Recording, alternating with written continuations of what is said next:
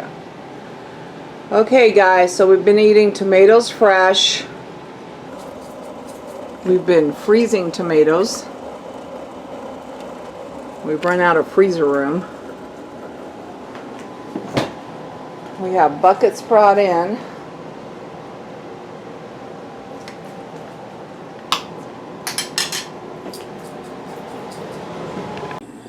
And we have a whole wagon full.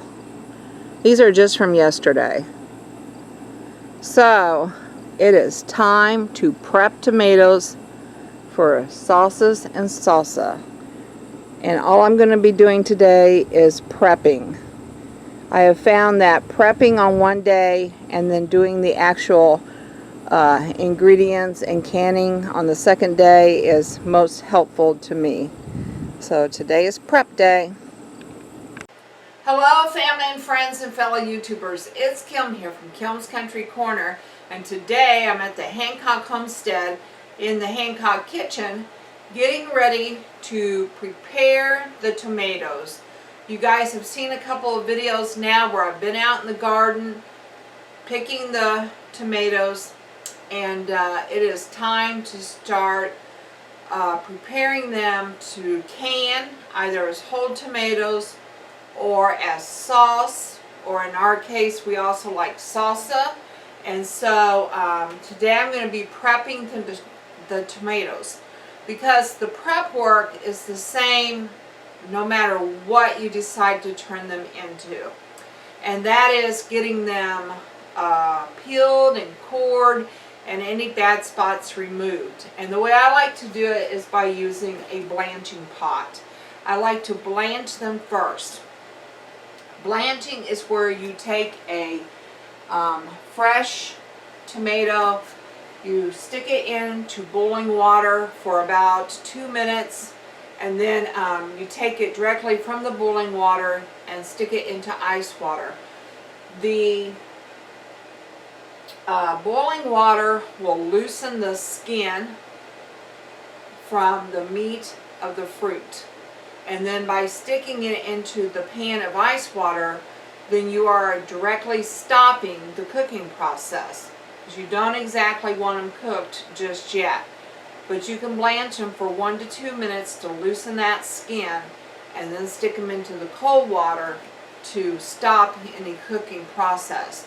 So that's what I'm going to be working on today, is prepping these tomatoes. So alright, first things first, we're going to take this bucket of tomatoes. We're going to get rid of our lid here. And you do not need to set a timer for this. You know, just eyeball it, because it doesn't have to be a perfect time. You don't want to cook them for very long, because your point in doing this is not to cook the tomatoes, but just to loosen that skin. So like my clock right now says 3:20, so in about 2 minutes. And yes, I'm going to run across some bad ones, and whenever I do that, I'll just put them aside for the chickens. Because as you collect your tomatoes, you can freeze them to keep them longer, but the aromas, they kind of all come on at the same time, so you kind of have to use them directly, and if you don't, then you will have some that will go bad. But we have chickens, and they get used up either way. So yes, I'm putting my tomatoes into the blanching pot. Okay, so there they are in the blanching pot, which is with boiling water. And I leave them in the blanching pot for 2 to 3 minutes.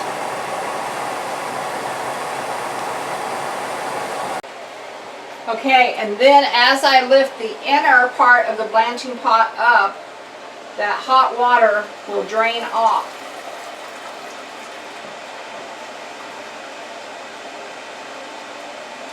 You want to do that slowly so you don't burn yourself. Alright, and then I'm going to transfer it over here to my ice water pan.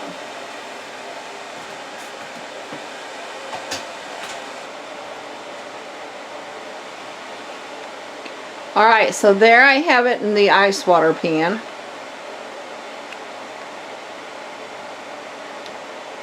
And the difference between the hot and the cold will separate the skin from the meat of the tomato.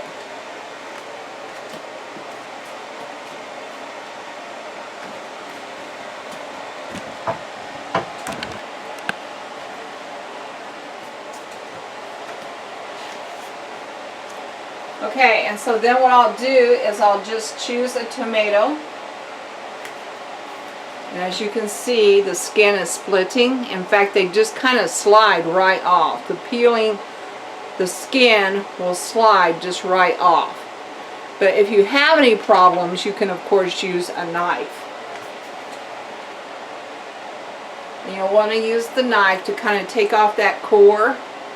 And with aroma, you don't have a very big core. And take out any bad parts. And this one does not have any bad parts. And then I will just simply stick it in this other pan of water. And then I'll just keep going to the next one. Alright, so as you can see, this one has split right there. And if I gently pull, that skin's going to come right off.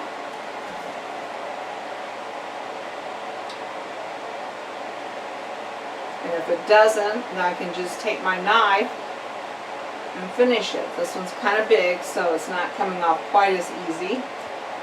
So I'll just take my knife and slide it underneath that skin and just help it along, like so.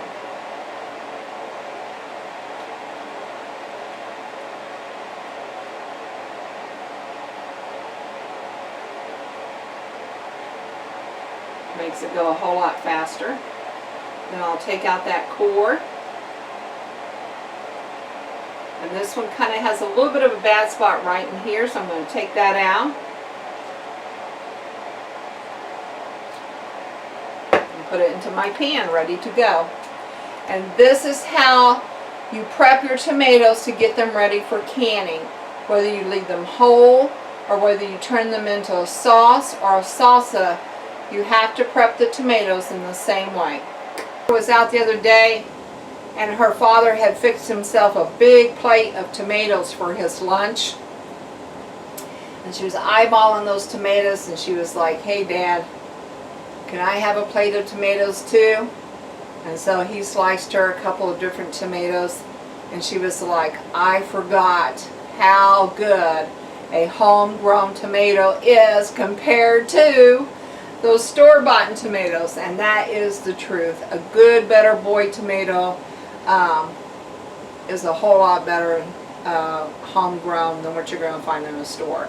Because in a store they have to pick them so early, almost kind of green to get them to you before they go bad. Where, you know, when you're in a homestead or on a homesteading, you can pick your own tomatoes. You can pick them at that perfect time, that perfect ripeness, and they are so much better. So yeah, if you can ever learn to grow a vegetable, I would highly suggest starting with tomatoes. They're very easy and they are so much better than what you will get in the store, just because of the timing issue.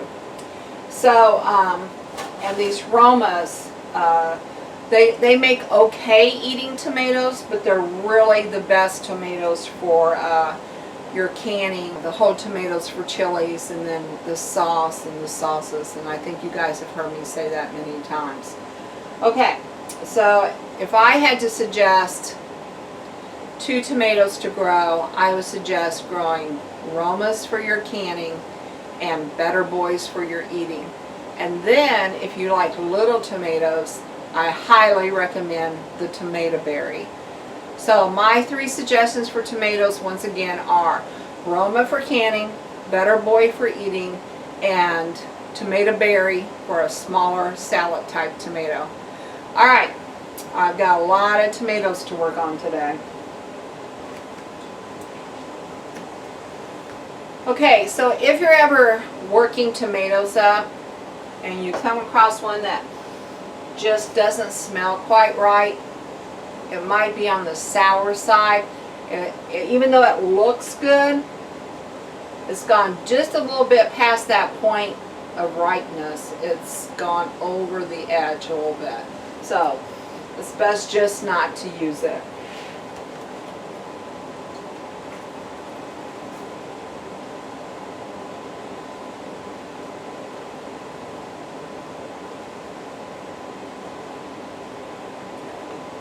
And see that skin, this one here, the skin's just falling right off of it. Yeah, that one smells good, and you can tell it's a smaller one. It's very nice. So, all right, I'll let you guys go. Okay, so I have my first batch ready to transfer into my stock pot. So I'm just going to lift out this here colander of tomatoes that were sitting in the ice water. Let them drain off, and then just dump them into your stock. And you're ready for your next batch.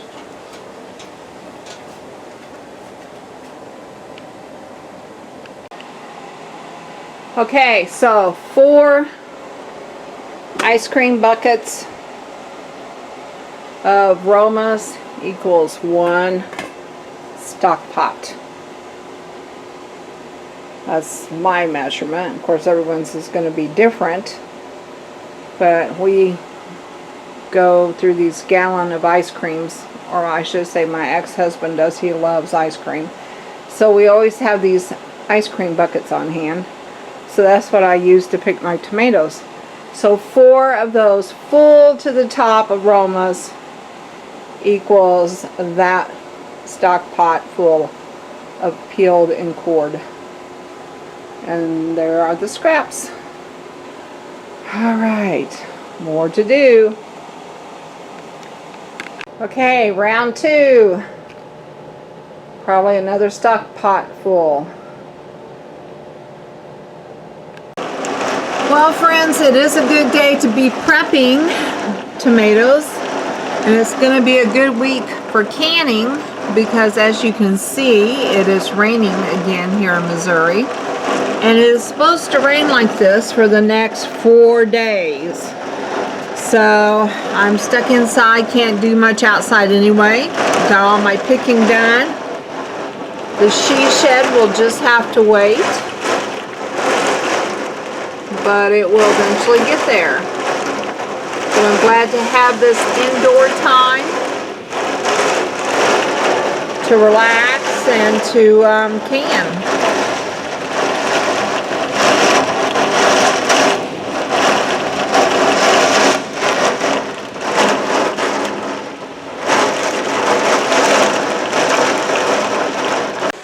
Okay, round 2.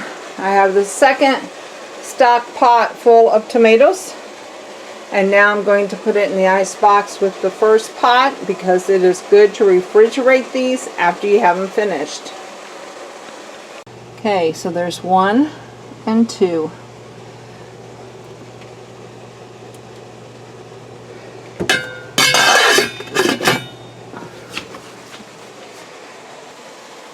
Okay, and then I also remembered that I still have the 4 frozen buckets to do, and I have 2 more fresh buckets.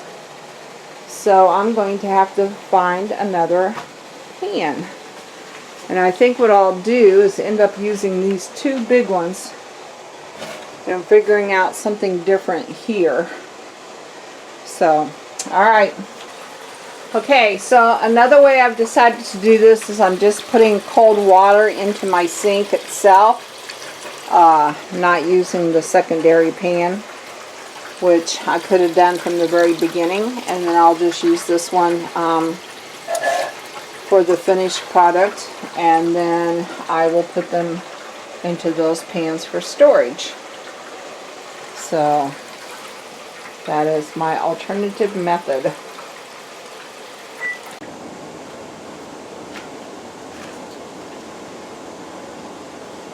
Okay, so batch 3 is now finished. I did take a 2-hour break to eat some supper and watch America's Got Talent because I had to watch Cody Lee win. I like that show, America's Got Talent, so I did take a break. But I managed to get 3 stock pans full of tomatoes prepped, and the only ones I have left now are the frozen ones.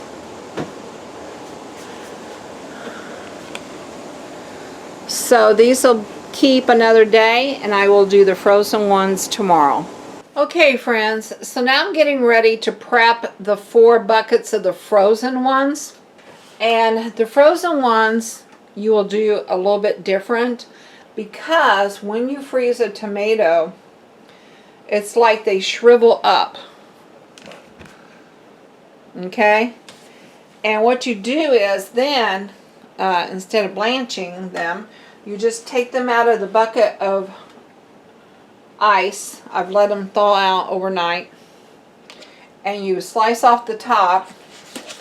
And when you do that, as you can see, the rest of the skin will come off too. So if you have to freeze some of your tomatoes to keep them longer while you're waiting for the rest of them to come on, those you do not need to blanch. You just let them thaw out. They'll become a wrinkly type tomato with a little bit more water content. And then you just slice off the top, and the rest of it will just peel right off. Okay? So like even this one doesn't look as wrinkly as the other ones did, but you can see that once I slice the top off, the rest of the peeling will just slide right off. So like this one, it doesn't look wrinkled. It looks like it's a whole hard tomato, but it's not. Once again, I slice the top off, and the rest of it, just the peeling has just slipped right off. Okay, so that's how frozen tomatoes are prepared, a little bit different than your fresh. And then what I do is I kind of put it in the drainer, this colander, to like let some of that excess water drain out of them. Anytime you start a project like this, it's always nice to have the proper equipment. And some of the equipment that I use for preparing the tomatoes are my blanching pot, and then I have some stainless steel just normal cooking pans that I use for my cooling pans, and then I have my large stock pots that I will put the finished product in. If you do not have a blanching pot, it's okay. Just use a regular cooking pot, the larger the better. Get you some boiling water started, and put your tomatoes in the boiling water. And then what you'll simply have to do is, instead of dumping them into the pan of cold water, you'll just lift them out with a slotted spoon, or in this case, this is like a spaghetti slotted fork. And you just lift them out and put them into your cold water. So, you know, if you don't have the blanching pot, you can still go ahead and start prepping tomatoes for canning. But, you know, the more equipment that you have on hand to do this project, the easier it will be. And the blanching pot is one of the things I highly recommend, especially if you're doing tomatoes. And make sure you have some nice stock pots on hand for putting the finished tomatoes in and to make your like sauce or your salsas. So, alright, I did do a video on all the canning equipment that you need to do canning. So you might check out that video. I'll try to leave a card at the end. But if you don't have all of this equipment, it's okay to go ahead and start. And as you do a project like this, you will realize, oh, I should, you know, or I need this, or it'd be easier if I had this and easier if I had that. And one of the books I recommend for new, intermediate, and even advanced canners, because I use this thing all the time, is the Ball Complete Book of Home Preserving. This is one of the best books I have found for canning. It gives you every single recipe you'd ever need.